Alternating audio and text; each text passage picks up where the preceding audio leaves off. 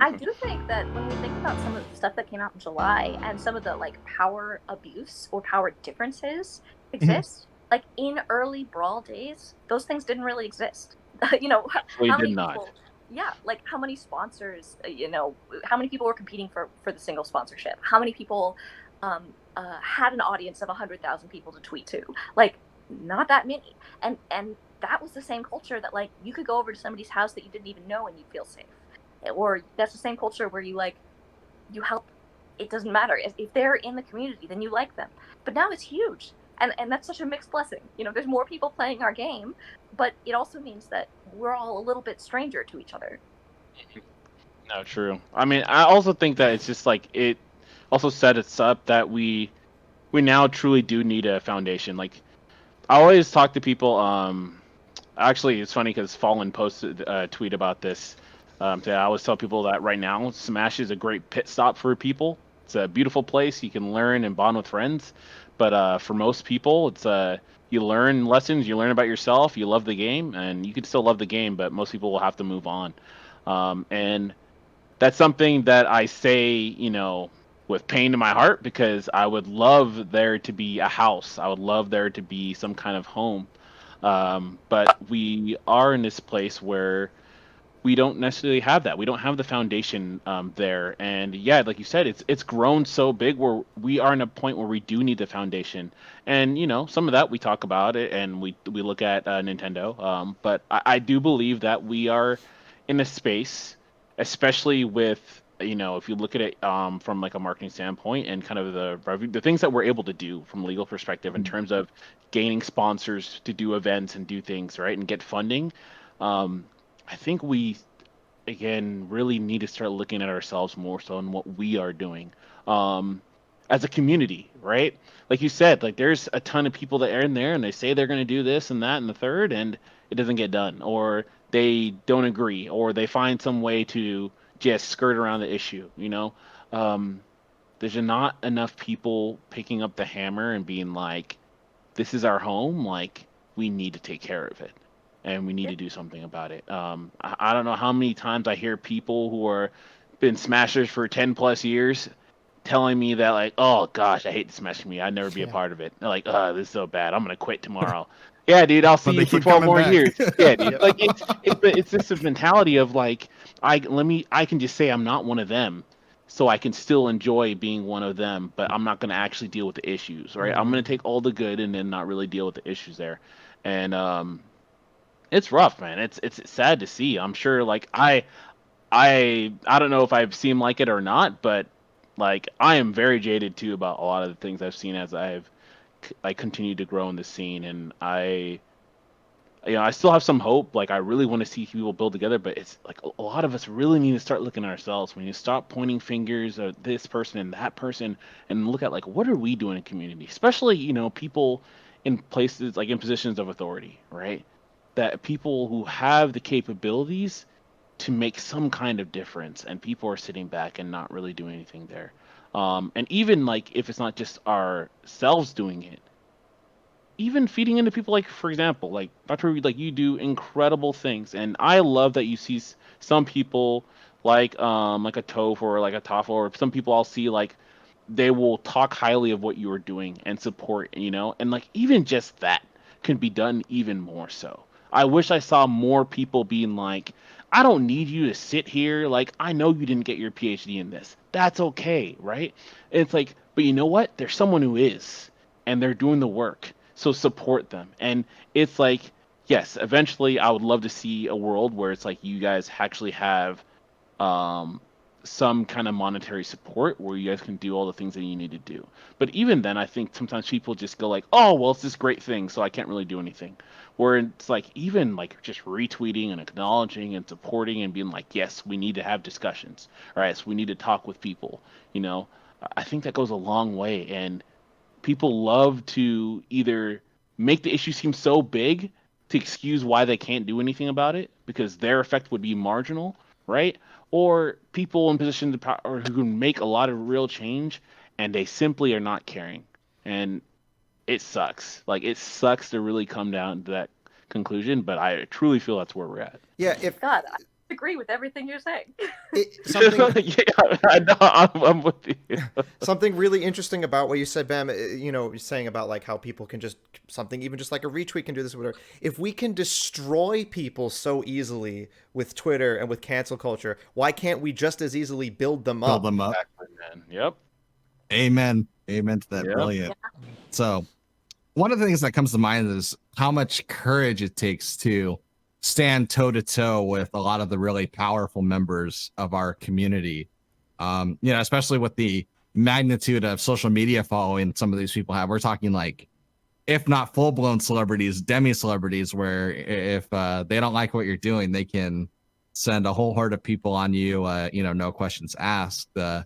And I understand that it takes a lot to get someone to kind of step out of their comfort zone on a one-on-one scale, but really to even tackle the larger powers that be in our community, that's a whole other animal. So, as someone who I feel has a tremendous amount of courage, what do you think separates, what you're doing and what you've done from the average smasher that wants to kind of stay out of the fray and is afraid to really empower themselves and speak, let their voice be heard? How do we create a community where there's more Dr. Piggies out there?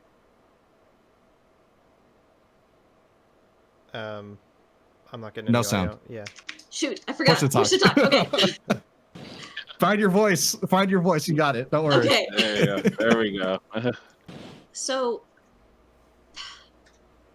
it's hard to say this, but the thing that motivates me, one of the things that motivates me, is the injustice I faced or directly seen.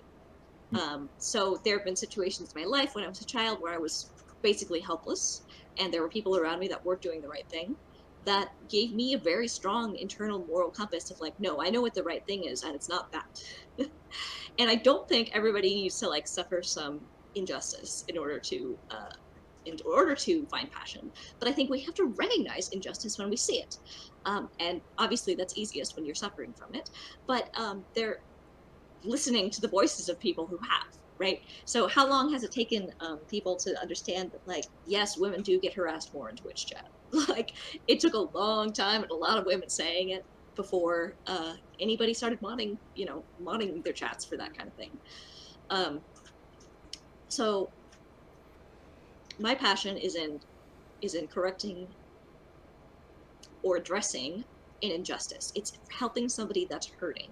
It's trying to create an open door where there was once a wall, right? Like, I don't know how we can create more people that care, except that occasionally I give impassioned speeches and occasionally that seems to ring with people. So, I mean, leadership can be a powerful way to create more personal responsibility, like we've been talking about, building this house, not just standing in it, right? Yeah. But yeah, I'd say that my own experience with injustice has made me more passionate to correct the things that I can in the spaces that I can. And Smash is a place for many of us that we have more agency than we do in the rest of our lives. We get to decide which character we play, which weeklies we go to, um, how we grind or practice. Like, there's some things that we can't control it, like in school or with our families. So if there's any place to start being an activist or taking responsibility for your community and yourself, I think Smash is a great place to do that. Awesome. Absolutely. Absolutely. All right, guys, that's all the questions I have. Do you guys have any closing thoughts that you want to throw in there before we give Dr. Piggy the final word to talk about anything that she wants to talk about, or shout out what we can do to help her out with whatever endeavor that she has? I mean, I just want to say once again, like, incredible job thus far. I mean, like, you've done amazing things already, and like Lux said in the beginning of our discussion, um, I just want you to know there's a lot of people out there who do see what you're doing, and it's incredible. And I appreciate you so much as being someone who's, like I said, being in the Smash community and looking for a house. Like, it means so much. I'll tell you right now, I've been in the community since 2008. And there's a lot of people that didn't even know I was in this community until like 2012, 2013. And part of that is because, part of it was me going and looking to um, do medicine, and trying to go to med school. But like part of it too was just I was worried about some of the things that I saw, even though I love the community and the scene, and I just didn't want to be around it, you know, because I wasn't like I saw some things that I thought were suspect, right? Or I saw some things that I thought were wrong. I didn't know what to do at the time, when I was younger there. And so, um, I think I'm sure there's a lot of people, at the same age I was back then, and they see some stuff in the scene and maybe they're worried, or maybe some of these people were worried always to begin with. But just knowing that there's a like code of conduct committee, and knowing that there's people such as yourself out there who are really advocating and fighting for the right things, especially for women, right? Again, like I know it's a hard spot for us all right now, and it's like we kind of got all this like you know years and years and decades of like darkness thrown at us all at once in a month, because 2020 loves to do that. But it you have made progress, and you have done great things that, like you said, that will not be unlearned, and that I'm sure there's going to be some people out there that do rise because of that. So I just wanted to say thank you for what you've done thus far. Thank you. I never did this work expecting people to see it, but when people do see it, it makes me feel really hopeful.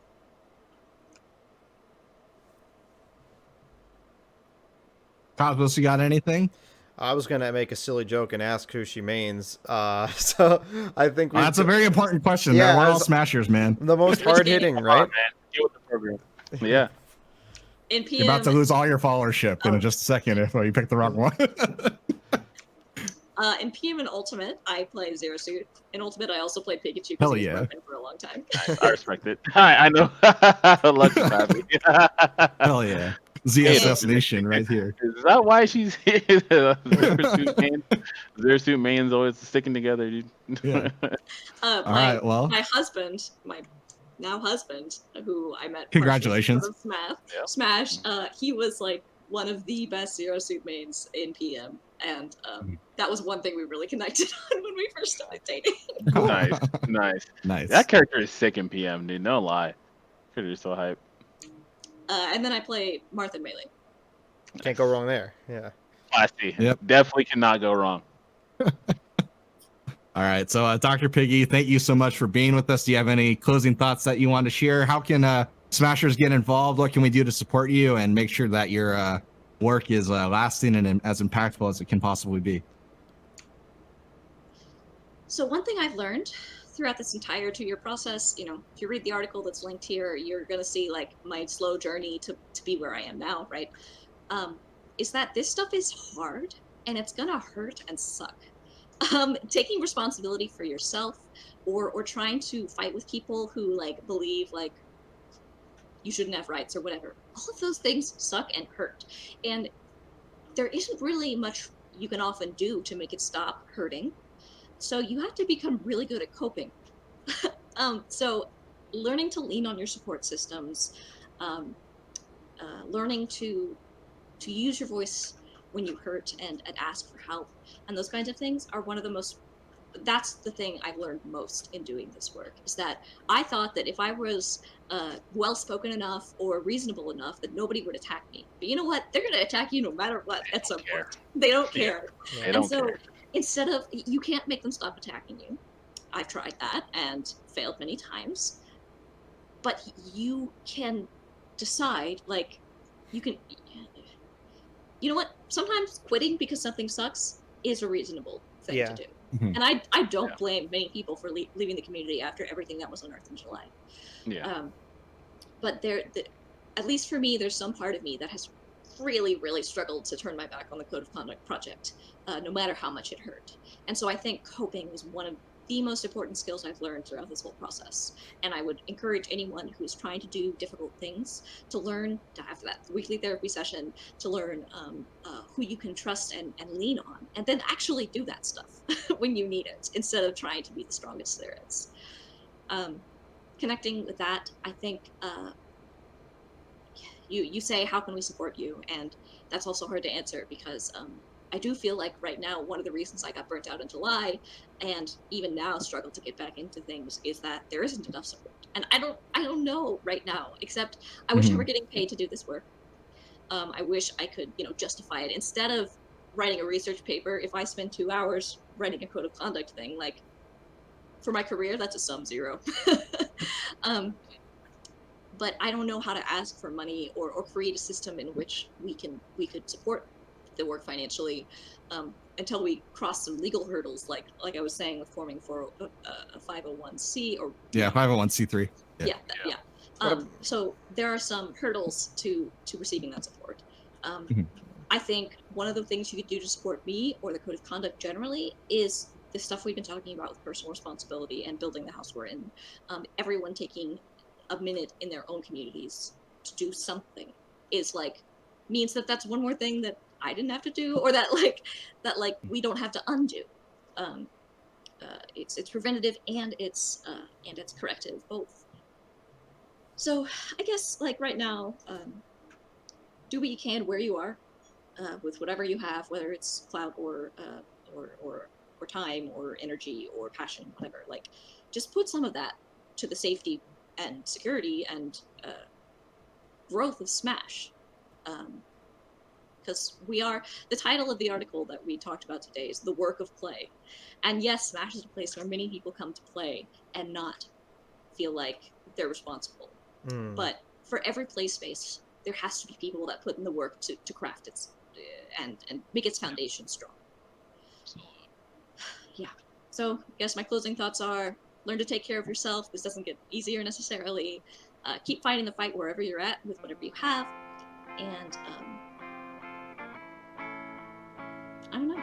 Just keep trying to grow and be the best person you can. That's all I do anytime, is I just try to be a little bit better every day, and eventually it becomes something as large as why you're interviewing me, right? Well, I've been